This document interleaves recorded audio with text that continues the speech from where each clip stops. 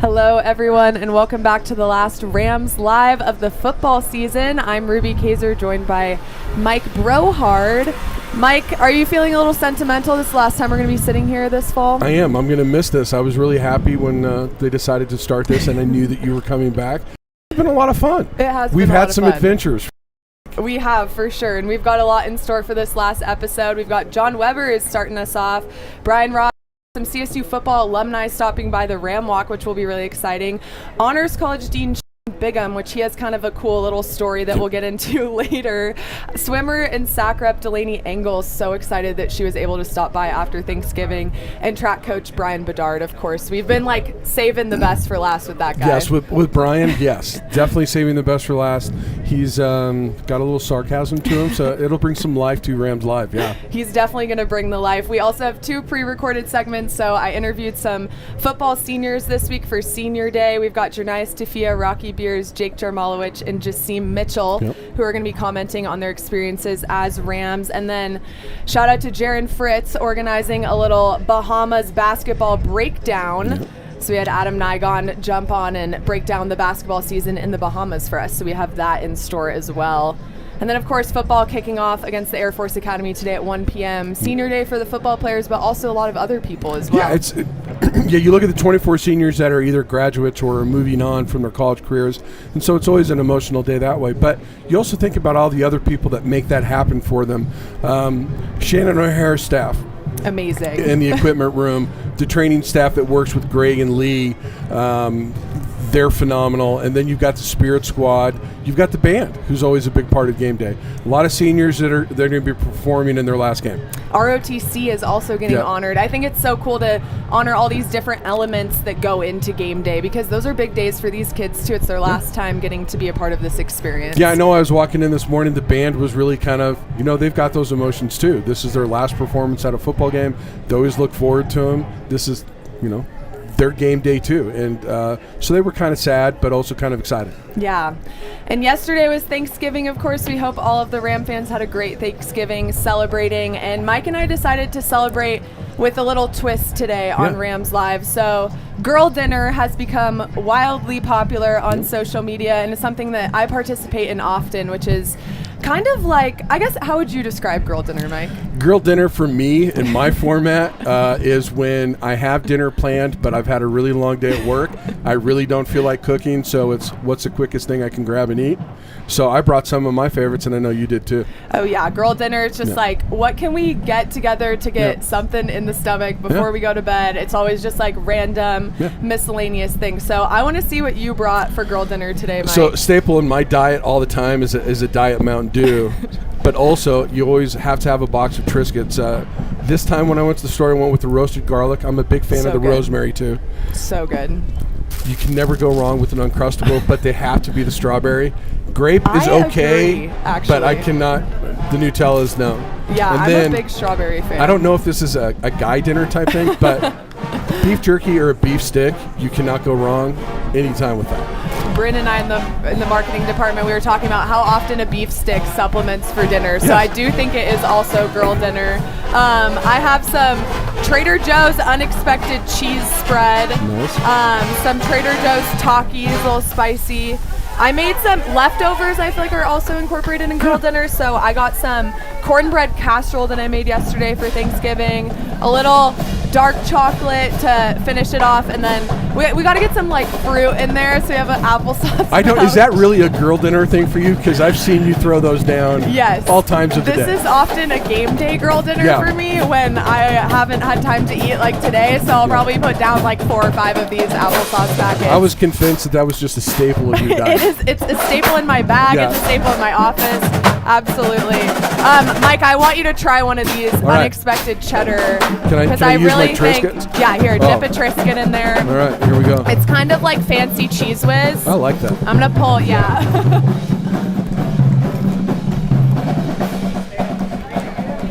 What do you think? Spectacular. I like this. Perfect.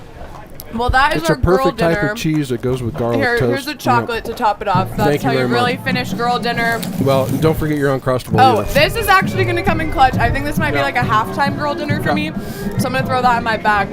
Uncrustable applesauce pouch. It's got to go well together.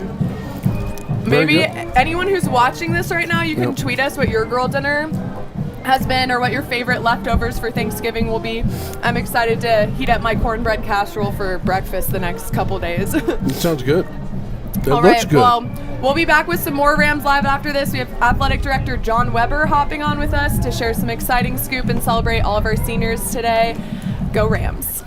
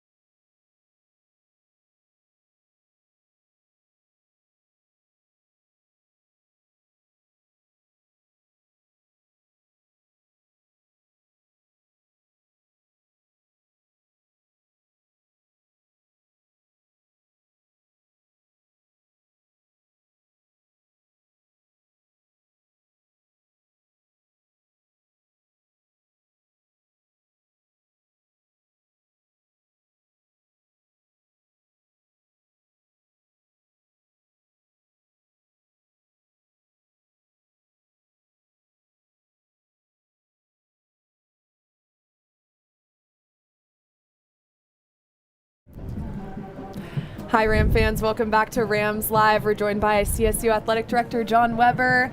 John, last football game of the season, we can't help but reflect on some of the great things. Great attendance, seniors who are finishing up their careers today. What are some things that come to mind for you? Yeah, one of the things that absolutely comes to mind right off the top is just how well we've done with attendance. Our students have shown up in a way that we can all be proud of. We had a couple sellouts. We'd set a record crowd, the largest student crowd ever. So, really really proud of how Rent Country has shown up and supported this football program. And then on top of that, with it being senior day, it's a special day for a whole bunch of people today. I absolutely agree. It was interesting for me being removed for 1 year from CSU, coming back and being at my first football game. I think Ag Day was the first home one this year. And I was just so impressed by the amount of students, the amount of fans that were there. I'm like, this experience is completely different from what I remember, not getting to go to very many football games as a volleyball athlete, but I think that's something to be super proud of. Oh, absolutely. You can feel the difference. Yeah, and it starts with our president. President Parsons has done a really great job of engaging our student body and getting them excited about participating in athletics. And anytime that we can, add on to what she's doing and work really hard to get our students into the stadium and into Moby, it just creates a special environment. It creates an opportunistic environment for all of our players as well, because home field, home court advantage is a very real thing, and we've done a great job of it. You like the emotions of this day, don't you? It's not just the 24 players that we're either announcing as they got their graduate degrees or they're moving on, but it's the spirit squad that makes so much part of game day. It's the band and the support staff, like Shannon O'Hara. We talked about her equipment staff, their students, the students in the training room. You really like to celebrate all of them and what they do for this program, don't you? Absolutely, and there's so many people that go into making a program successful and a game day successful. So there's a lot of emotions for a lot of people today, and some people that like you were talking about, people on the equipment staff that may not come to mind at first for folks on a senior day, but there's seniors everywhere, and they're working their last football game today or participating in their last football game today, and it's an emotional moment for them. It's an emotional moment for their families as well. So there'll be a lot of parents here for supporting all of those students, and it is a special day for sure. I understand you had some big news this week. Maybe you hired somebody, you added somebody to the staff. We may have had a little news this week, yes. How excited were you to not only just get that process and get it to where you wanted it, but to have it done at this point, especially considering the calendar with signing day coming up and having to make some decisions? Yeah, it was important for us to make a decision right around the time frame that we did, for what you're talking about from a signing day perspective, and from we've got the portal that's opening up, so give our next head coach plenty of time to work through that process and understand how to approach that, how to message that, and Coach Mora obviously is the choice that we made, and he chose us as well. We're in a really, really good spot with him. I couldn't be more proud of the process, couldn't be more proud of the outcome, and he is going to be a partner to this community. He's going to be a partner to all of us. One of the things that really attracted him, a few things. One is the alignment from President Parsons and our administration and the football program, and really what we need to do to be successful. The opportunity to win a championship here is incredibly important to him, and also, frankly, the on-campus stadium. He's never coached with that. He's never had that in his coaching career, and the way that going back to what we just talked about the way that Rent Country has shown up, whether it be students or fans and donors, that the way that they've have shown up to the football games this year, he's excited by that. And that was one of the things he talked about several times as we went through the process. I would say he checked so many boxes for you. He's got NFL experience as a head coach. He's got college experience as a head coach. He's worked in the Pac-12 before at UCLA. He's worked in a group of 6 school. He knows what those challenges are, and he's been involved in the changes to NIL really recently. Was this almost like the perfect list? It's about as good as we could have gotten, for sure. And the thing that we talked a lot about with him is, and I purposely didn't talk about it in the press conference when I announced the change in leadership, but we really sought someone that was a program builder, and so someone that really understood across the board. And I said the program is more than a head coach and a football stadium, and it's a lot more than that. So all the different aspects of what goes into building a successful program, he's going to be able to influence that, help us with that, and really be able to accelerate our ability to get to a level that I think we all relish. I was going to say the work he's done at UConn most recently really had to catch your attention, considering They don't even have a conference, and most people know UConn as a basketball school. Yes, and no doubt. He took a program there, and UConn's a phenomenal institution. He took a program there that had its challenges and took him to a bowl game 3 out of 4 years, and won 9 twice. And let me tell you what, winning football games is hard. It's really hard, and for the success that he's had at a place that has historically had some challenges with his football program, it's impressive. And John, first head football coach hire for you as athletic director. What were some of the things that surprised you about this process? I'm sure you were flying off to different places and lots of work. Was there anything different that surprised you? Well, I don't know if there were any surprises, but it was a very intense process. It was an exhaustive process, exhaustive and exhausting to get through it. But really, really proud of how that whole thing came together, and we worked really, really good as a team to get that done, and the outcome couldn't possibly have been any better. Absolutely. I was going to think you're in your role, in the short role so far as athletic director, you've had to hire a men's basketball coach and a football coach. How impressed are you with the candidate pool, the people that expressed interest that want to come here, and what does that tell you about the athletic department in the university that you work for? That's a really good question, because we had a tremendous interest in both of those positions with some very accomplished coaches and from all levels too, Mm-hmm. and all different backgrounds. So, the opportunity that we had to talk to, frankly, the best of the best for the positions here at Colorado State. You're correct. It says a lot about this university. It says a lot about this community. It says a lot about our future. So, really, really proud of what that has looked like. We're so excited to welcome Jim Mora, and I know Ram Country has already started to embrace him. He's going to be on campus on Monday. Thank you so much for joining Rams Live, and enjoy the rest of the day. Absolutely. Go Rams. Go Rams.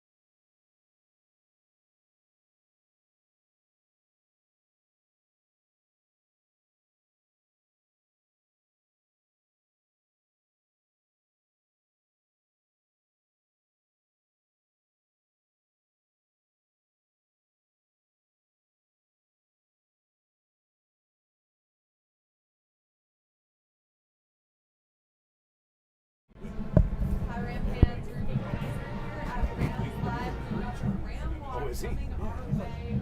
Police officers leading the charge. Very special day here at Colorado State as we football program. The cheerleading spirit and all of the football I can't.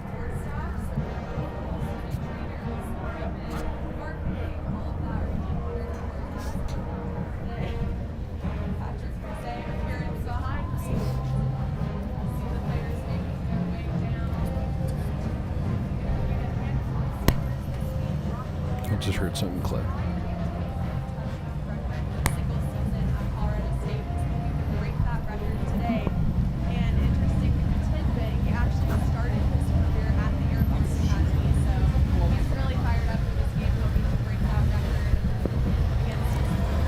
I can't.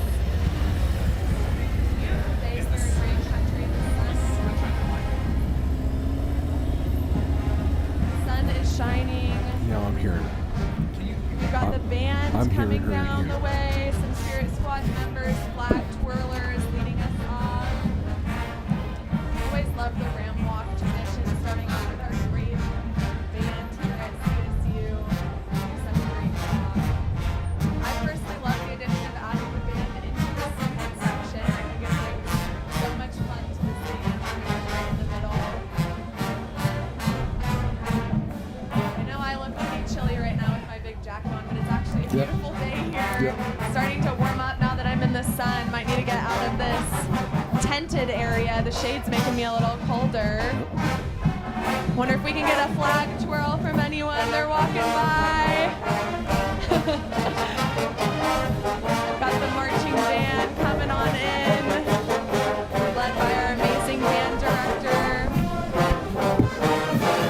Making their way down. Lots to celebrate here today in Fort Collins. Loving the all green today from the band.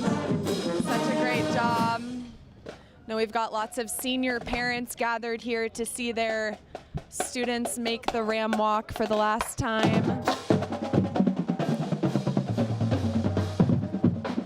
Band keeping the spirits high, love it. Don't want to get run over by our band members here. We got Cam the Ram, two-legged and four-legged, making their way in.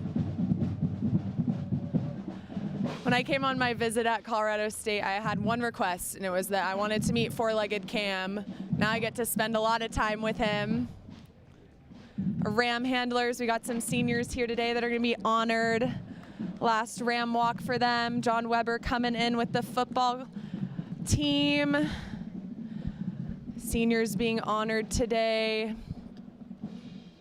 Wrapping up the Ram Walk.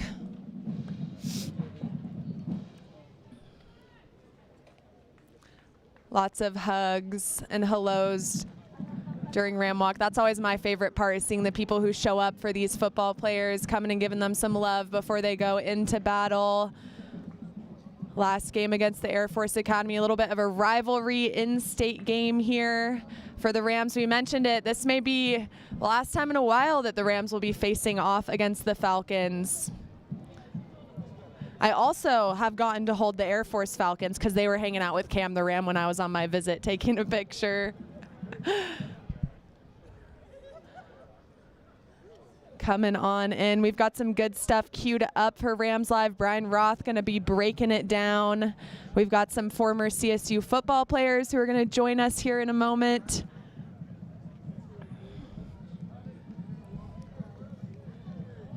And of course, our awesome Spirit Squad.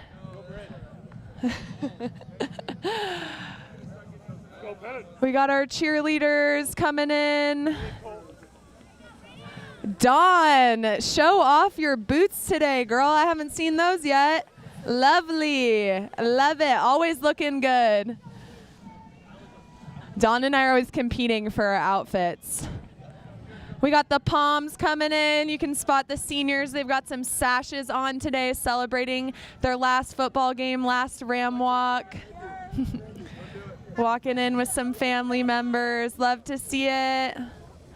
Palms coming in, seniors with their last one. These are the cheerleaders. I might have messed that one up. Cheerleaders coming in, Palms were first. Dawn threw me off coming in with the Palms. We'll be back with more Rams Live after this. We've got Brian Roth and two former CSU football players joining Rams Live. Thanks for tuning in. We'll be right back.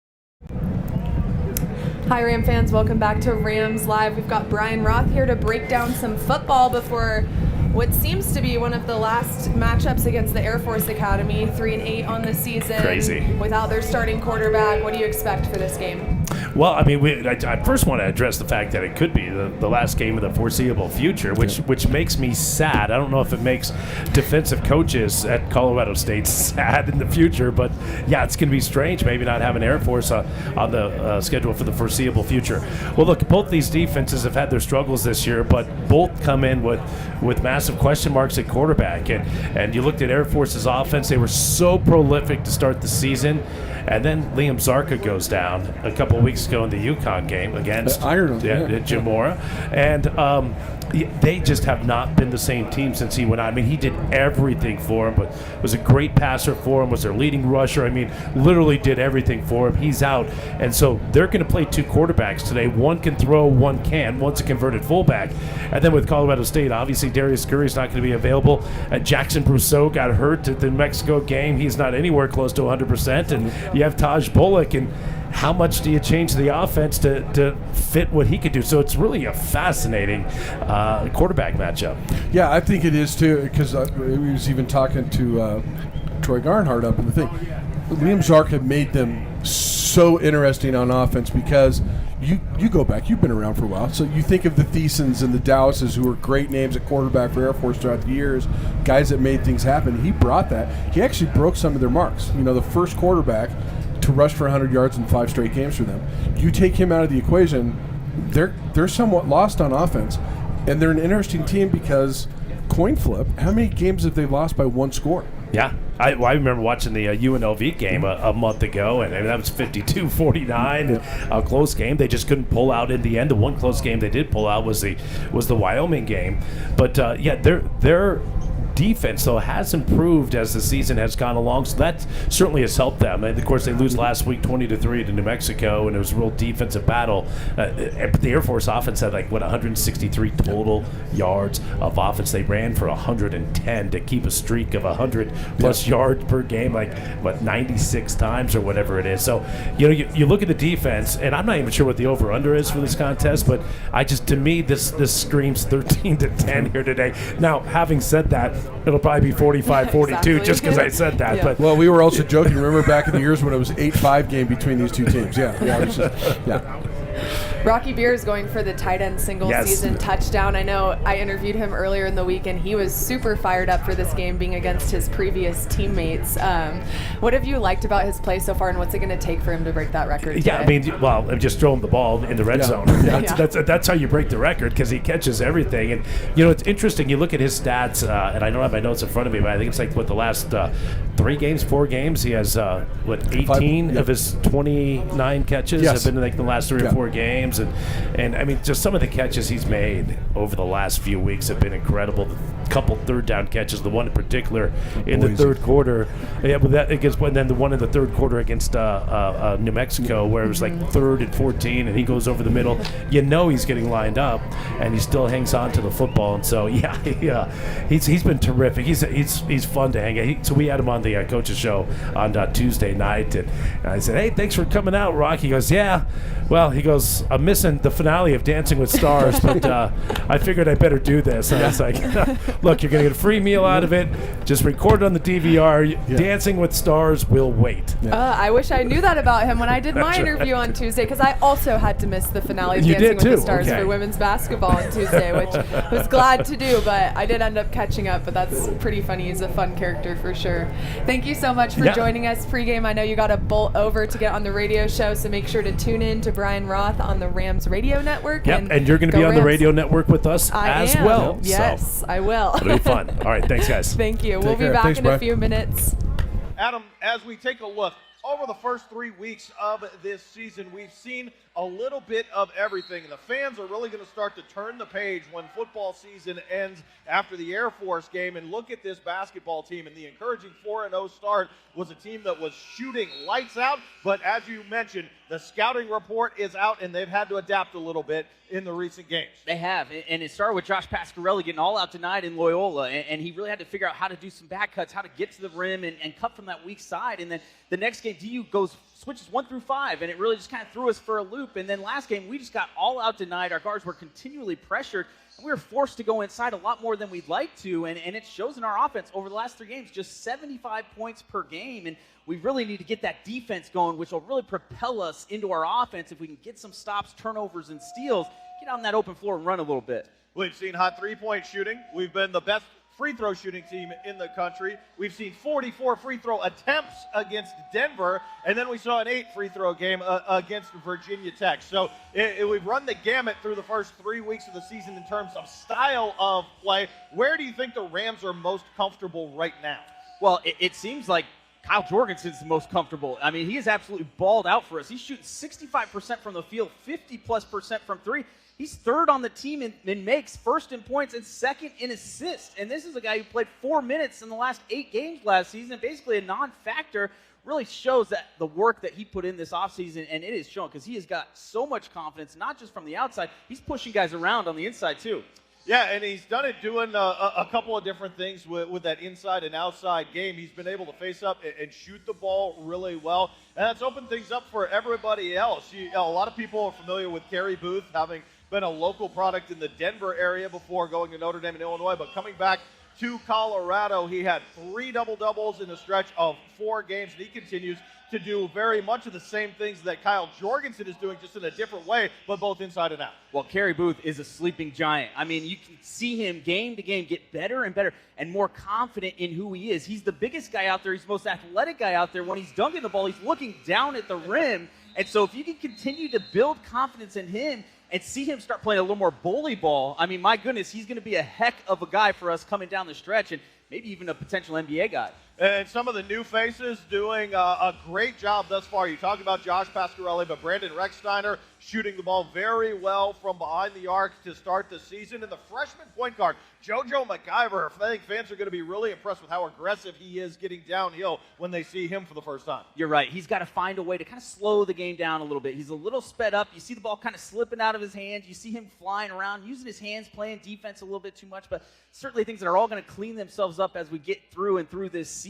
And, as I look, down our schedule, we have a big opportunity coming up next week against CU. That is going to be one of those big games where CU's got a game Monday against Cal Baptist. If they win that game, they're going to come into Moby undefeated. How about that?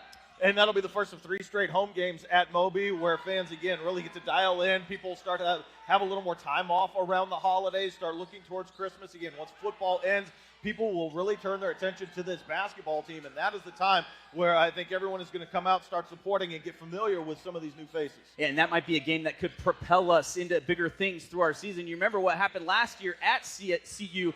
It was a game where we got drug out of the gym, and it really was, make or break for us, and we turned the corner and made that loss turn us into a NCAA tournament team.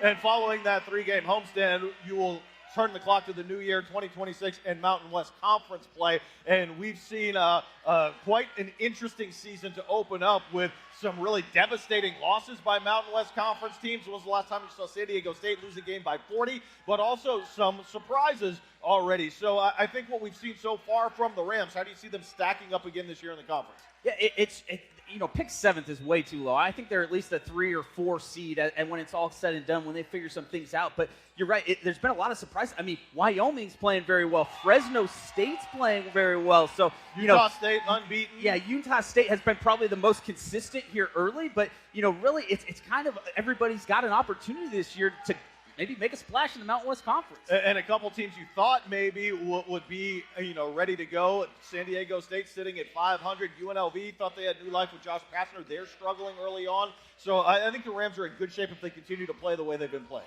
They're right. They just got to figure things out. And I really think it comes down to them figuring out that defense. Again, if they can stop being 350th and 60th in steals and turnover percentage in defense, that's only going to help their offense figure things out because it really is going to get them out in that open floor. That'll help if they can get back to shooting lights out as well. They started so hot, especially from beyond the arc. As of late, teams have started to lock down a little bit on the Rams, but still shooting 42% from beyond the three-point arc. How do they get more open looks and more clean looks against now teams that are not only defending the three very well against all their opponents, but particularly looking out for it against CSU? Right. Well, you've got to find ways to get your best shooter better shots, quality shots, and that's Pasquarelli. He's just trying to find his way. His guys are all out denying him, not letting him catch the ball. He started 8 of 23 over the last 3 games, including 4 of 14 from deep, just 28%. He started the season 52% in those first 3 games. So Pasquarelli's a guy, if we can set him loose, we know what he's capable of. 4-2 start has been encouraging for Colorado State as they look to build on that here in. Hello, everyone. It's Ruby Kaiser and Mike Brohard with Rams Live. We've got a very special segment for you guys. 2 former CSU football players, Selwyn Jones and Sean Moran, here joining us back on campus for this Air Force game. Selwyn, you haven't been back on campus for a while. What's it like to be back here and seeing the football team? Yeah, it looked really exciting. You never really forget, you hear the band. It's almost, you rewind a couple years like you're back playing. So it's really exciting. Happy to be back.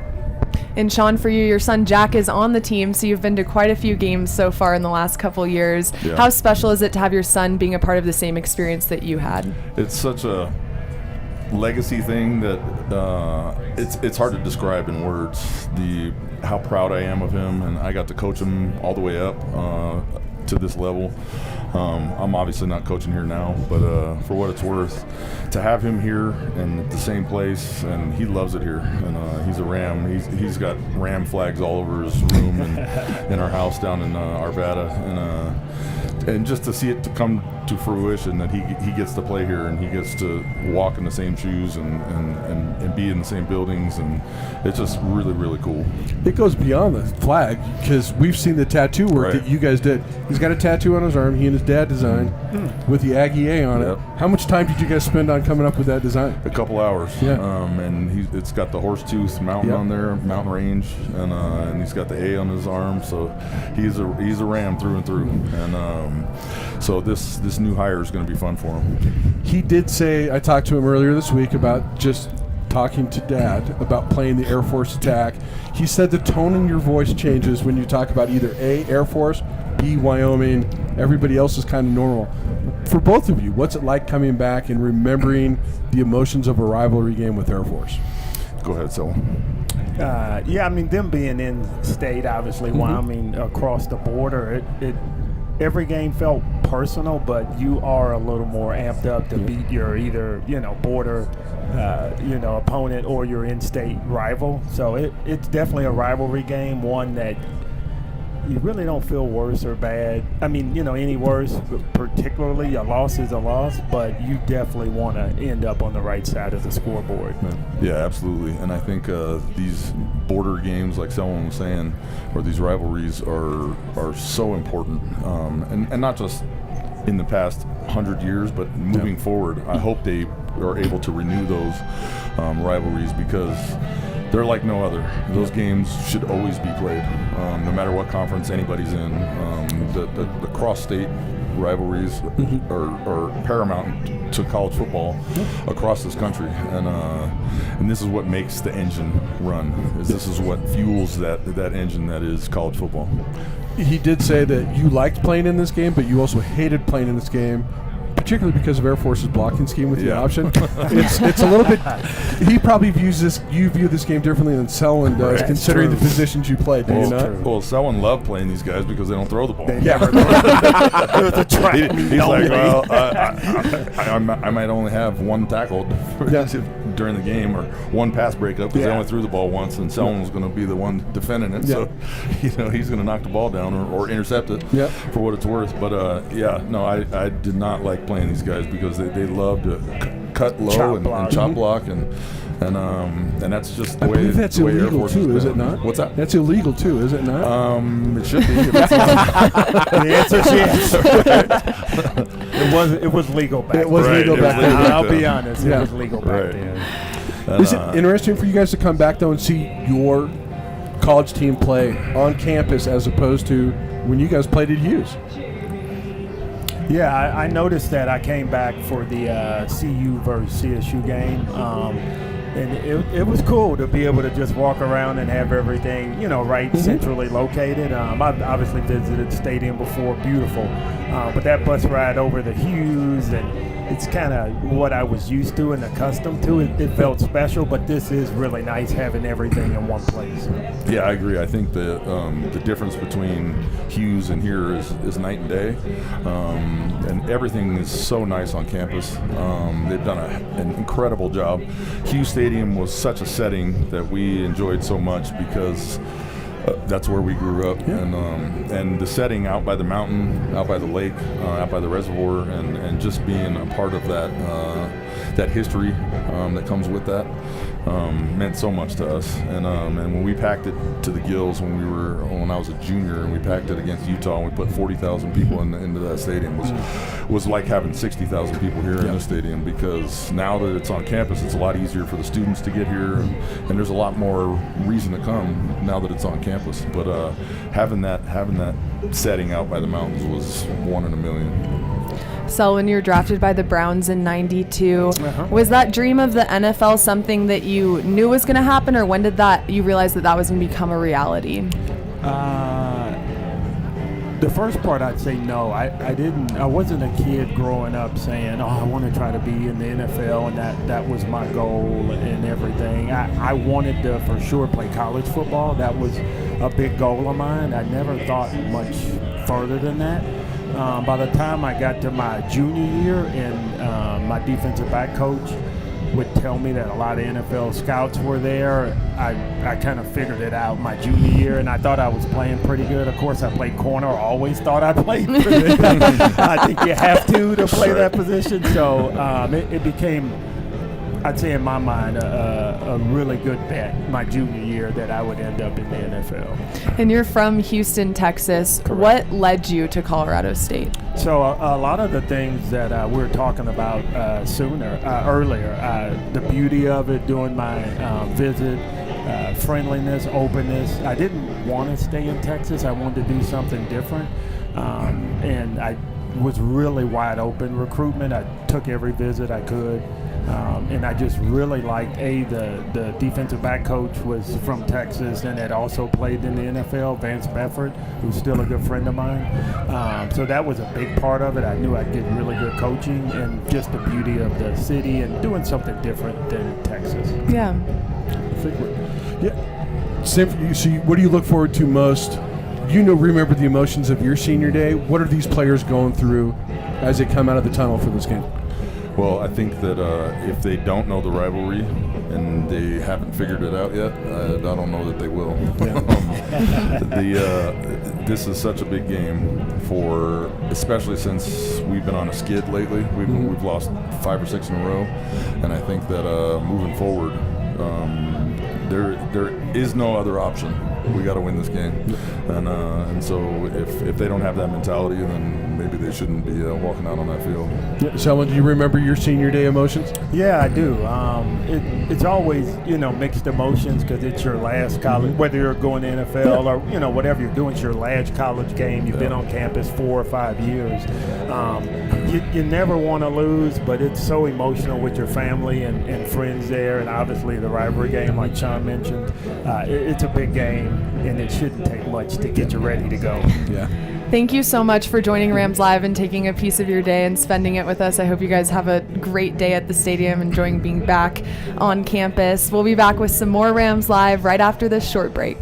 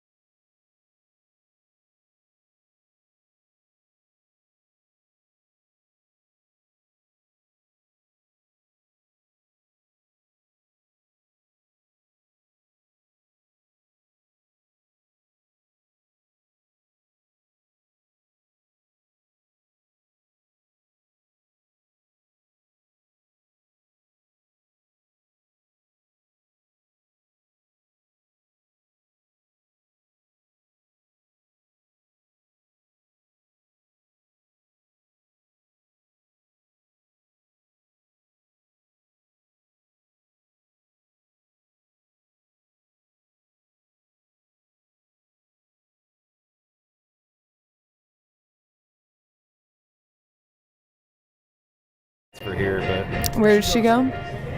more recently, UNC Wilmington. Okay. Oh, there's Bedard. Coming in hot. And on the bike. Yeah. Yeah.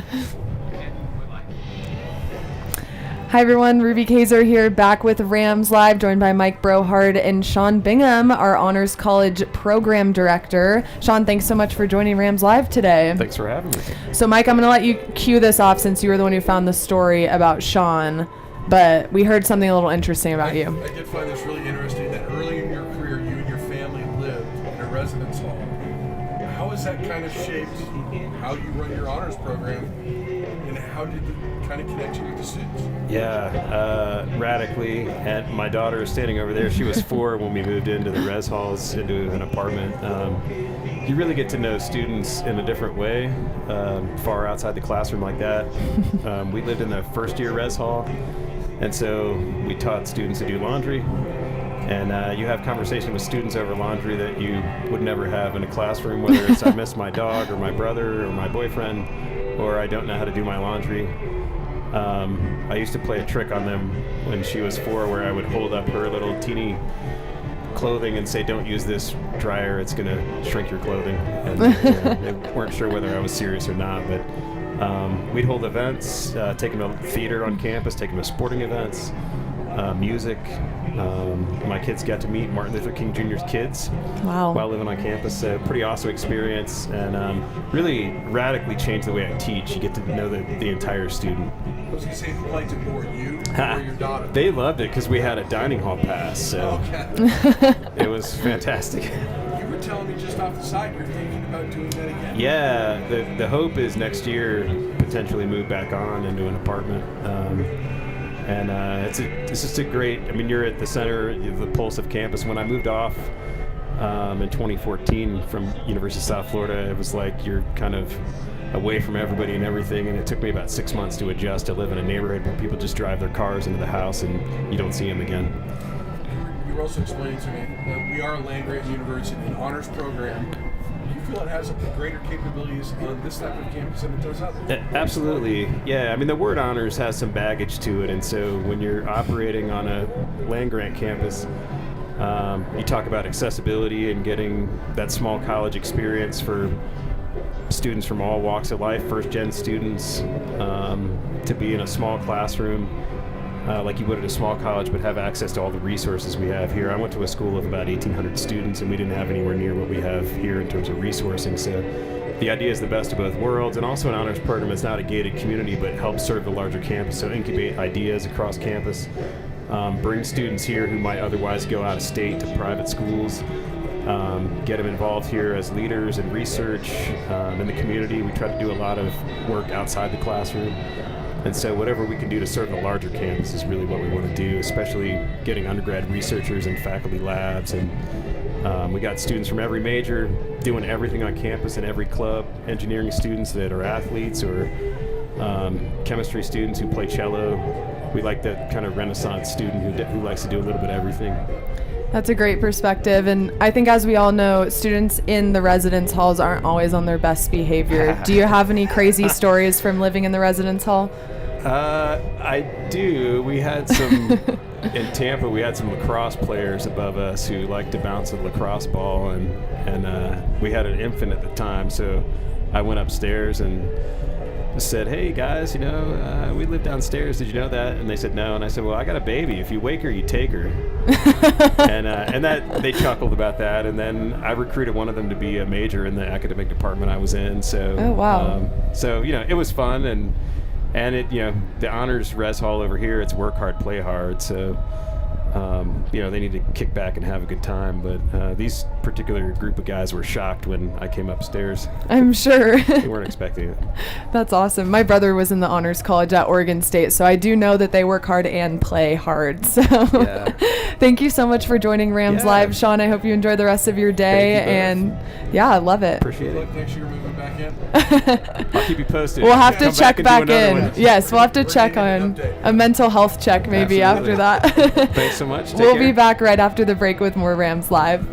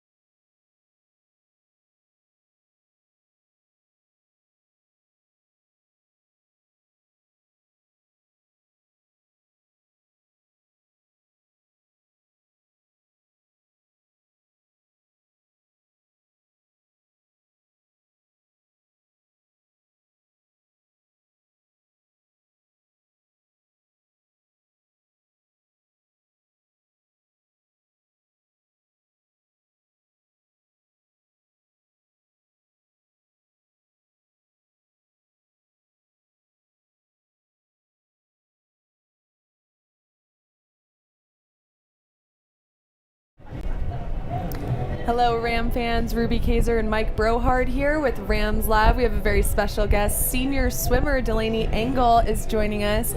Delaney, as the former SAC president, I wanted to subject you to some SAC questions as you're the secretary Yes. now.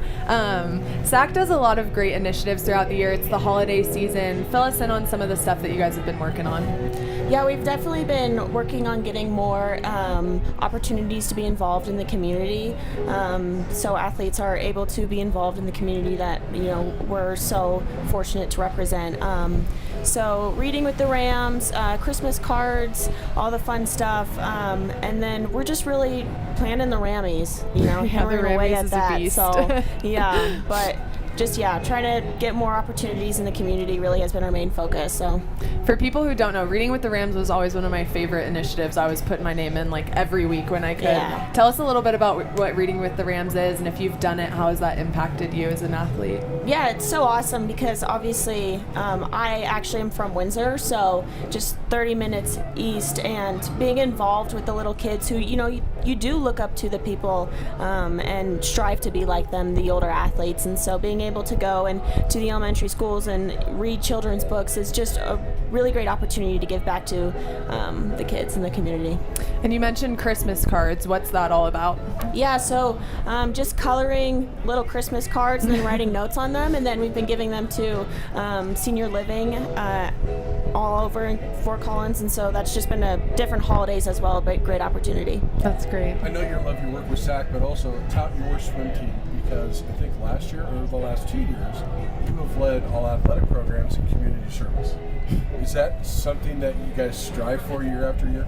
Oh yeah, I mean it's a big goal. Like we have our hours listed in the pool and are constantly trying to do better and be better. And so outside of just what SAC offers, we find different things like the food bank and opportunities to ourselves get more hours, because we are competitive and we do want to keep carrying that trophy home each year. It's funny that you mentioned that, Mike, because I remember when I was an athlete and I was the community service director in SAC my sophomore year, and so I would always be looking at the spreadsheet and texting my team. I'm like, swim is on our heels. We have to get more hours. Who's signing up for this? Who's like? It was always a battle between volleyball and swim, which I think volleyball's dropped off a little bit lately, but the swimmers are stiff competition for community service. You guys do a great job. Yeah, thank you. Riley O'Neill won the Mountain West Award last year for leading community service. Yes. Another program that you're very much involved with, which I know is near to your heart, is the J Foundation. How does that impact your life, and why was it important for you to bring it to your team? So I went through the J Foundation about 2 years ago and was deeply impacted by the program that they have built around suicide awareness. And I lost my dad 6 years ago to suicide, and so when I went through the program, I found it was way different than any other program that I have been through, because a lot of times people will just give you a piece of paper, and 9 times out of 10 that piece of paper will end up in the trash. But with athletes and people receiving these J boots, it's really impactful, because they end up not getting thrown away. Nobody's going to throw away a pair of cowboy boots, and so they're your J boots, and you put them on and you walk with J, or walk with the loved ones you've lost. And I think it's really a great reminder of it's okay to not be okay, and that we're all here for each other and to support each other. And so I think it's just been a really great opportunity for our swim team. That is a really great initiative, and I know Amy Parsons was involved this year. How important is it to you to see the leadership in athletics being a part of that foundation in the swim team? Yeah, I have really great, really big goals for it. I would love for it to expand out beyond the swim team, and so to have the support of John Weber and Amy Parsons and them being really involved and, strong person behind the program, I think is a really awesome opportunity, and I can't wait to see where it does go. Yeah, because I know I ran into you when we were up playing Wyoming in football. You and Claire were up there giving a presentation to another program. You really enjoy getting the word out about this foundation, do you not? Yeah, again, it's impacted me deeply, and as someone who is a survivor of someone who has lost someone to suicide, it's different than anything else that I've experienced and that I've been through, and I think that's what inspires me the most. And I just love what they're doing and the opportunities that they're giving to not only our athletes but athletes at other universities and all the Wyoming high school students. And I think it's just mental health and suicide is a stigma, and I think it's removing that stigma around it, and I'm all for it. I love it. So. On a lighter note, I know you as a distance swimmer for the team. So how many days a week do you wake up going, I wish I was a sprinter? Well, 8 days a week? Is that an option? Yeah. Every single one plus one? Yeah. I mean, I wish I swam the 50 free, but I'll take the mile, I guess. So take what I can get. Yeah. Can you explain, because I don't think people really understand what a swimmer's life like. They see your competition schedule, like I'll post the schedule at the beginning of the year. It's a lifestyle for you. It's 12 months a year. Explain how that also builds camaraderie in your team, but also how you have to keep mental checks to make sure you're staying on your path to your goals. Yeah, we have 11 practices a week, and so we're up at the crack of dawn, 6 a.m., jumping in the freezing cold pool, and that builds camaraderie itself, because you're all in it together, and we're in the pool 17 hours a week, and then have a couple hours lifting a week, and so it's a lot, but just that itself and being with your team through it, I think, is the biggest piece of it, because you're not the only one going through it. It's the 28 other girls as well, and so I think that's just the biggest piece. It is a brutal schedule, and you can't miss a day. It's every single day, but I think being together and we all have a really great attitude around it, I think, is the best part. So being a senior, you know how your team changes from year to year. How drastically did it change when you introduced 12 freshmen to the spot? Oh yeah, I mean, it was a hard adjustment, because when you introduced 12 new people that they all come from different backgrounds, and respecting their backgrounds, but also implementing how our team culture is, and making sure that the seniors that were here when I was a freshman, that I carry on their legacy and give that to the new freshmen so that they can carry it on in the team culture that we strive to have. So. It's amazing, Delaney. I've always said when people ask that the swimmers are the hardest workers in the athletic department, you guys do all the grind with not enough glory, in my opinion. But we really appreciate what you do. Thank you so much for coming on Rams Live. It was great to hear your story, and hope to see the J-Boot Foundation continue as you're graduating as well. Is that something that you're working on once you graduate, to continue that legacy? Yeah, it for sure will continue in the swim team. We already have opportunities for it to continue with the new freshmen coming in and the newcomers getting their boots, and then hopefully in the spring we can maybe add a couple more teams, and that would be super exciting. So that's amazing. Thank you so much. Yeah. Enjoy the rest of your day. It was great having you on Rams Live. We'll be back after a short break. We've got Brian Bedard, the track coach, joining us for one of our last segments here today.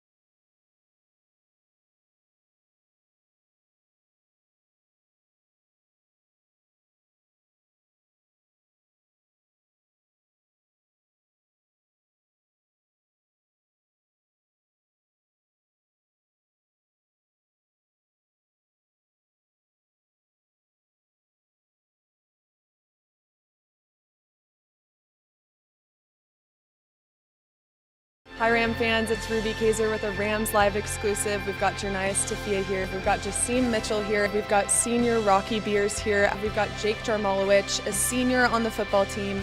Jake, you've continued to show up defensively for your team in such a consistent way. What has motivated you to keep continuing to show up? I think it just goes to me doing my job. If I can do my 111th and not let my teammates down, that makes me happier more than anything. Only 3% of high school football players make it to compete at the Division I level. What did it take for you to get to this point? Man, it took a lot. I'm gonna be honest, it had very little to do with me. You know, I had a lot of support around me that I'll never be able to repay, to be honest. You know, my mom driving me to practices in Little League, middle school, high school, being able to take me places to showcase my talent. And, you know, I owe it all to her. Jasim, you walked onto the Colorado State program 5 years ago and earned a starting spot. You had 10 tackles against UNLV this season. What kind of mentality does it take to stick it out and earn that starting spot? It just takes perseverance, you know, having to wake up every day and continue grinding no matter the circumstance or the outcome. I mean, you just want to achieve your goals every day and keep striving for that every day no matter what happens. Describe some of your emotions going into this last game in your collegiate career. You're playing the Air Force Academy, which is where you actually started your career. I'm pumped up. I'm psyched out of my mind for this game. I hope I break the record against them. That'd bring it full circle, and that'd make me really happy to beat some of my old friends that are on that team. You make such an impact on the field. How would you describe your defensive mentality in one word? Reckless abandonment. Yeah, just do what I can and have fun doing it. Are there any moments from your career as a football player that stand out more than others?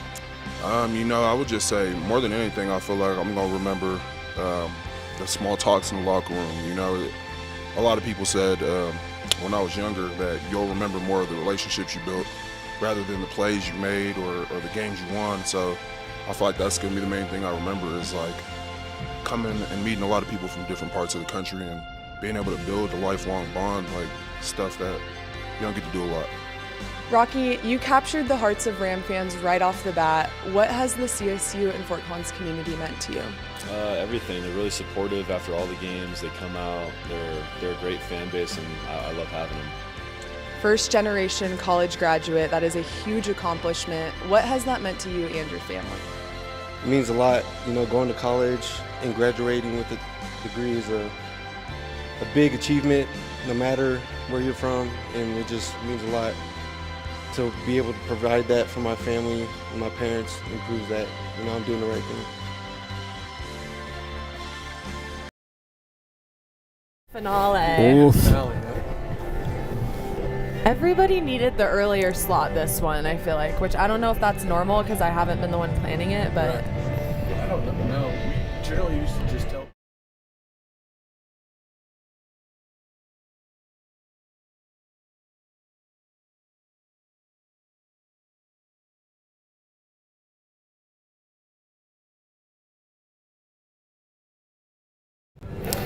Hello, everyone. Welcome back to Rams Live. We have quite the treat for you today. Dare I say, one of the best coaches here at Colorado State, Brian Bedard, track and field coach. How you doing today? I'm doing good. I'm just excited to be the last slot today. I know you guys are really desperate, so we need someone to fill in. Let's get Bedard. He's the last choice. So well, I after weeks of that. begging, we finally gave in, get you on this show. But no, we're super pumped to have you here.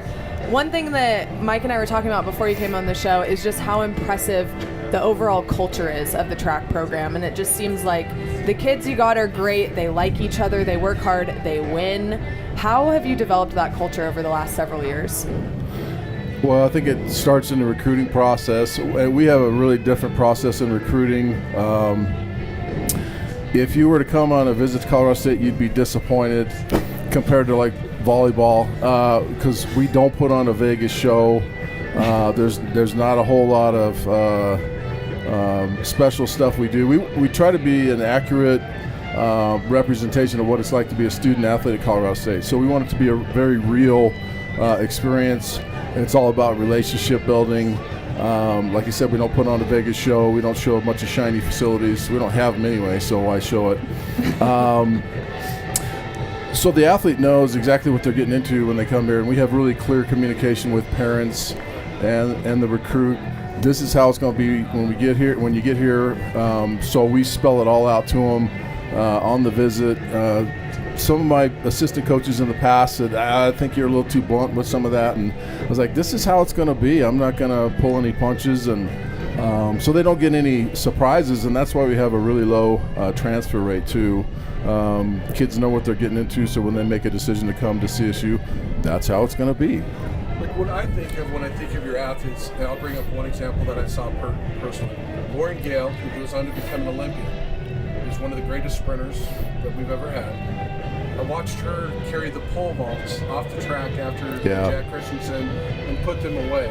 Servant leadership, I know you expect it on your staff, but you get it from your kids, don't you?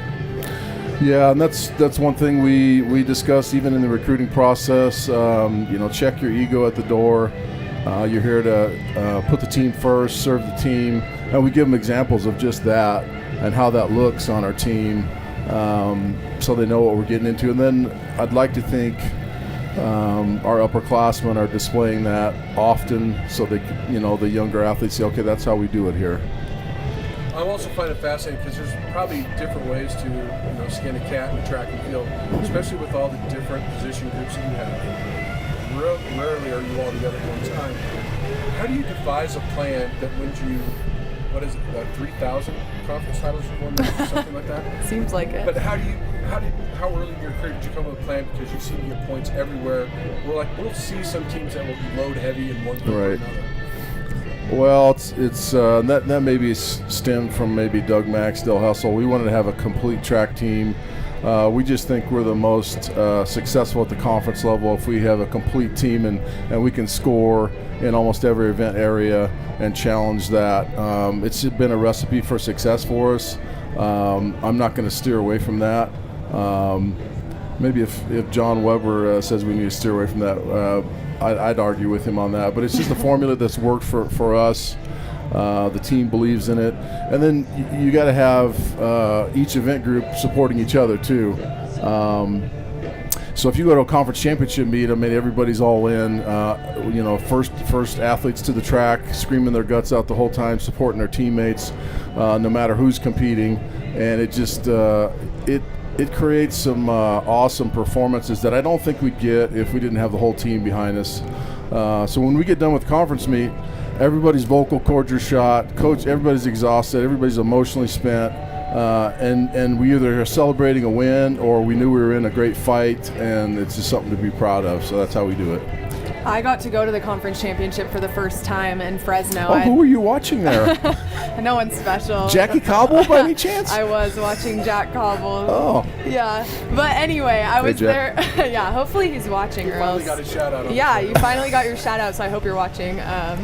But it was really cool for me to see in person just what you were talking about, the way that they show up for each other, specifically in the throwers ring. And I think the girls have such a unique friendship in the way that they're competing so aggressively with each other, and you can tell they want to beat each other so bad, but they also are the first one to cheer super loud when their teammate has their back. What has impressed you the most about that group? Well, if you'd watch these guys play Wednesday water polo, and it's co-ed, and I kind of split the teams up so it's fairly even, but some of the female athletes we have in there are more very, very aggressive in the pool, and my daughter was on some of those teams, and I had to put her in the penalty box for being too aggressive in the pool. And Jackson Morris, a former athlete, I don't know if I want to play with the girls. They're so aggressive. I said, I know, I recruited the right people. They're super aggressive and super confident, and they're going to fight when they're in competition. So, you just recruit the right people. We want to have a competitive environment, but we want it to be healthy too. Don't want it to be destructive, and so it's got to be competitive and supportive of each other, so everybody gets better that way. So we monitor that. One interesting thing that, I don't know if you know this, but Michaela Long, I played against her in volleyball growing up. I we did were not know that. rival high schools and rival clubs. Okay. And she was a middle She's not hitter. very competitive, is she? She's super competitive, and it's so funny now because she texted me when she had committed here asking advice on apartments and Right. that sort of thing, and she is such a sweet girl and so kind. Until you compete. And I yeah. still have this chip on my shoulder of like, because she was on my rival high school, my rival club, and I'm like, I really like you, but I also am like still feeling this competitive energy. And I think it's just like so funny because she is like, Yeah. I think that describes a lot of your athletes. Yeah. I'd love to see her back on the volleyball That doesn't court. surprise me at all. She was yeah. a beast. Yeah, still is. Yeah. Still is. Older, a little, a little banged up, some sore knees and stuff like that, but she's still grinding away. She's in her last season with us, and really look forward. She's been training really well this fall, so, but That's yeah, great. I know that competitive. So she's one of those athletes, you got to rein her back in because she's, first to practice, last to leave. She'll overdo it, overcook it, so I got to monitor her volume and intensity levels and everything, which I love being in that position where you got to pull back on the reins a little bit with somebody versus trying to kick them in the butt to get them going, right? Yep. Casey Malone, Steph Hassan, Maya Lesnar, national champions all, Yeah. coached by you, the legend. How different and how similar were their journeys to a national title? All radically different. Aside from the the consistency and the work they put in, and just becoming a student of their sport, a student of their event. And just being internally driven, seeking perfection. So there's some commonalities there, but their stories are quite a bit different. Aside from that. Did you enjoy that, and how do you adapt to them as a coach, knowing that they're probably going to get there in a different path? Well, I think if you're a decent coach, you kind of identify a personality and what motivates somebody and what doesn't. What kind of coaching they respond to, and if they're a visual learner and auditory learner, that sort of thing. I think I spent the better part of a year to really diagnose how an athlete responds to certain situations, and then what their strengths and weaknesses are and what their gifting is, and work with them in that space. And I don't always get it right, and I say, hey, we'll get done with a meet that maybe the wheels fell off, and we'll go back to the drawing board. I mean, Maya's first meet here was not good. At the Air Force Holiday Open, she took 5th there and struggled, and we had some nervousness and stuff that it kind of caught me by surprise, and so we had to get back to the drawing board and make her more relaxed and be able to manage her emotions and stuff, and some of that anxiety and nervousness in competition. So that happens, but every meet is a test to see where we're at, and then we go back and kind of diagnose and look at the results and say, okay, this is what I saw, this is what we need to work on. Results don't lie, so. All right, Coach, we're going to change tunes a little bit here. We have a little game for you we've been doing with our head coaches. I don't like games.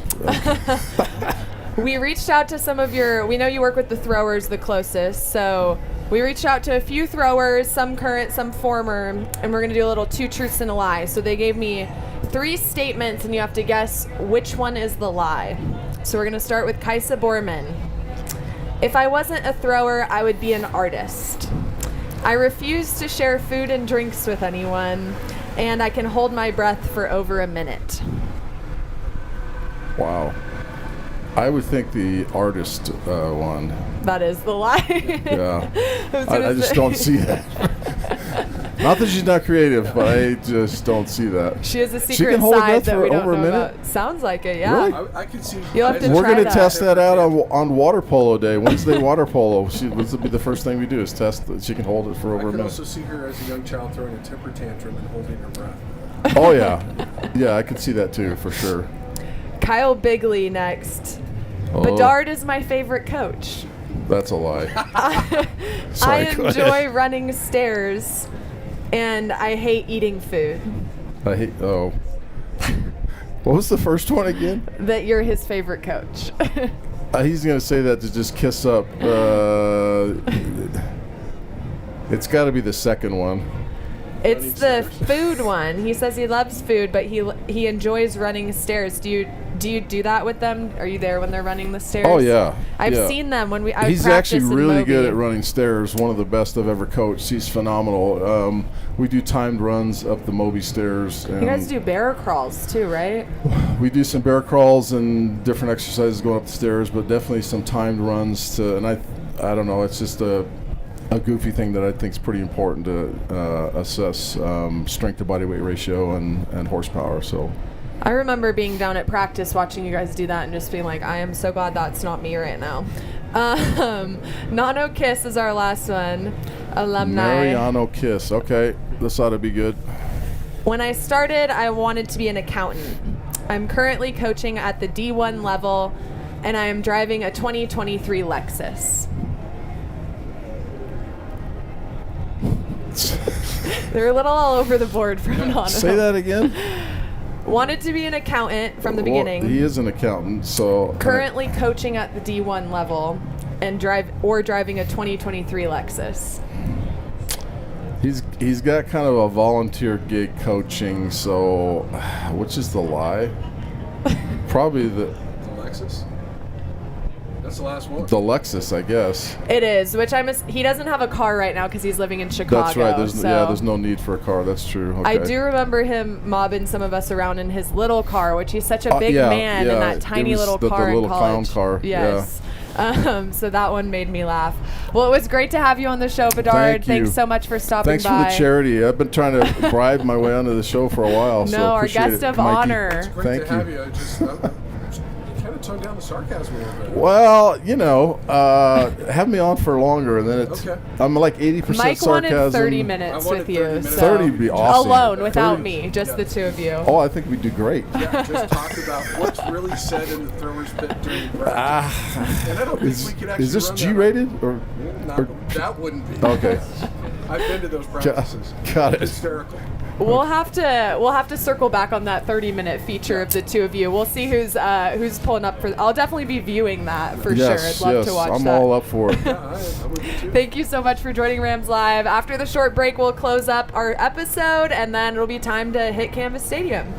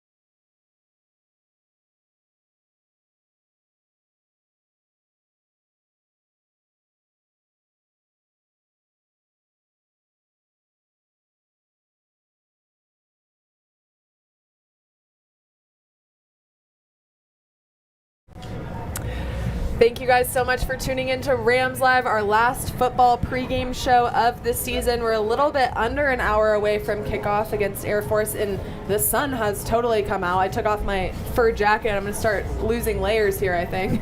Yeah, Yeah, it's nice. I mean, it's better than what we went through last week. Snow days where it was snow got warmer, days. as opposed to last time, it got colder, and we were both freezing by the time it was done. Absolutely. We had some great guests here today. It was so nice to have Delaney Engel on talking about the J-Boot Foundation. I think that's such a cool project that the swim and dive team has been a part of, and I'm excited to see that grow. It's really neat because I know John and Amy both embraced it. It's a very good cause. When you meet the people from the J Foundation, it is a phenomenal story to how it got created, and I know how it's impacted Delaney personally. But like, I was part of it this year. You see the emotion come out. There were some kids that were crying. You knew it affected them. And I think it's really important because you know now, especially to me, I'm amazed by you guys as young student athletes. The pressures on you now are different than before because of social media, because of the things that you can, people that can contact you for no reason. Yeah, I think there's just more pressure on you, and so that's the mental health aspect is so important for you guys nowadays. Absolutely. That was a big initiative I was a part of when I was a student athlete at Colorado State as well, and it's been great to see how that support has evolved in the athletic department. We have mental health resources in Moby Arena, doing things like the J-Boot Foundation just to raise awareness and all of those things, and just like knowing that your teammates, I think, have her back in that situation. You see her step up and say, this is something I care about, and then seeing all these people rally around her, that's also such great mental health support as well, and team bonding, honestly, some of the best kind. Yeah, so like one of her best friends on the team, Claire Wright, is very, very involved. She's with great. this, and Claire is awesome. And they really have tied into this, and it's an incredible story. It was great to have her on. Brian Bedard, as always, he's so entertaining and has built a really great culture. It was nice to hear his perspective about just keeping it real and honest, and you can see that mutual respect between him and his athletes that has caused him to be so successful. I'll be excited to see how the track program competes when we move to the Pac-12. That's something that I've been really interested is the different sports and how they're going to adjust to that conference change as well. Yeah, I think they're perfectly suited to do it just because of who he is. And you brought up the culture. I still find it phenomenal because the sprinters practice at a different time than the throwers, and the jumpers go at a different time. Yet that is a very unified team to a conference. And you've been to conference, so you've seen when somebody's running the 10,000 late at night, that whole team is there, lined up on the side, cheering that person up. Absolutely. It's such a special thing where you're doing an individual sport, but they are all so together and unified, which is great. We had our girl dinner to start things off. I'm probably going to tap into that Uncrustable here in a minute, and you're going to be on the radio show here soon. Yeah, I'm going to go on. I'll jump on with Brian. We'll talk about this for about 5 minutes, and then we'll get ready for senior day for everybody. And let's see how final game of the regular season, final game of the season, sad that way. But I think there's a lot. I think people are excited about what's to come with the announcement of Jim Moore coming in as our coach. I absolutely agree. It's brought a spark to Colorado State football. Even though we're closing this chapter, we have a bright chapter ahead of us as well, and being able to honor all of those seniors, and regardless of the result of the season, there's still a lot to celebrate. So it's been great closing out Rams Live for the last time. Thank you so much for tuning in. We will be back with more basketball, men's basketball against CU and women's basketball against Utah. We will have the Rams Live pregame show, so make sure to tap in there and head on over to Canvas Stadium or turn your TV channel to turn that game on here starting in just under an hour.